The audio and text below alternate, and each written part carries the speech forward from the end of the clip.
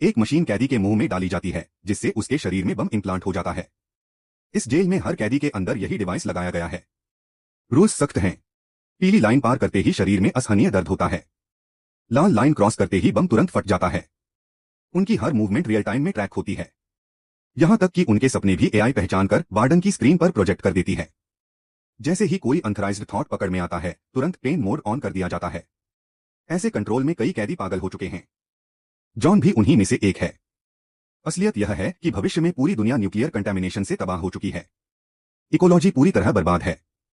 Population कम करने के लिए सरकार ने कानून बनाया है, हर परिवार सिर्फ एक बच्चा ही रख सकता है। लेकिन जॉन की पत्नी गलती से दोबारा प्रेग्नेंट हो गई। उन्होंने सिक्योरिटी चेक्स से बचने के लिए एक स्पेशल जैकेट का इस्तेमाल किया। कई बार बच निकले, लेकिन आखिरकार पकड़े गए। पत्नी को भागने का मौका देने के लिए जॉन ने खुद को कुर्बान कर दिया और जेल में पहुंचा। एक दिन उसने देखा कि एक कैदी को पीटा जा रहा है। इंसाफ की भावना से उसने बीच बचाव किया। लेकिन जिस पर हाथ डाला, उसके सिर पर 1807 का टैटू था। ये था जेल का असली बॉस। जॉन उसके सामने बिल्कुल बेबस था, बुरी तरह पिट गया। तभी नजर रखने वाले सिस्टम ने सब पकड़ लिया और दोनों को एक लेजर केज में बंद कर दिया, जहां जरा सी गलती शरीर को जला सकती थी। जब उसके साथी कैदी टूटने लगे तो जॉन ने सारा इल्जाम अपने सिर ले लिया। उसे वार्डन के सामने पेश किया गया। वो बेशर्मी से जॉन की पत्नी की तारीफ करने लगा। सजा के तौर पर जॉन को एक खास मशीन में बांधा गया, जो उसके दिमाग में डरावनी इमेजेस भर देती थी।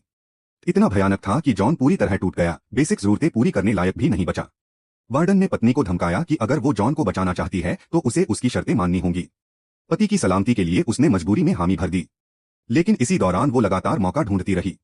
आखिरकार एक दिन उसने वार्डन को ड्रग देकर बेहोश कर दिया। फिर एक सर्विलांस रोबोट से जॉन के दिमाग को कनेक्ट किया।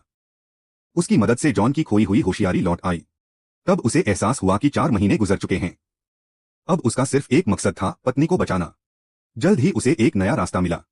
जेल के ही एक कैदी ने, जो पहले वार्डन का आदमी था, चुपके से उसकी पत्नी तक खबर पहुंचाई। रात में उसने प्रिजन का मैप चिप चुरा लिया और सेल तक भिजवा दिया। लेजर लाइट में जॉन ने एस्केप रूट सीखा, लेकिन जेल से निकलने के लिए अब भी एक बड़ी रुकावट थी, उसके शरीर में लगा बम हटाना।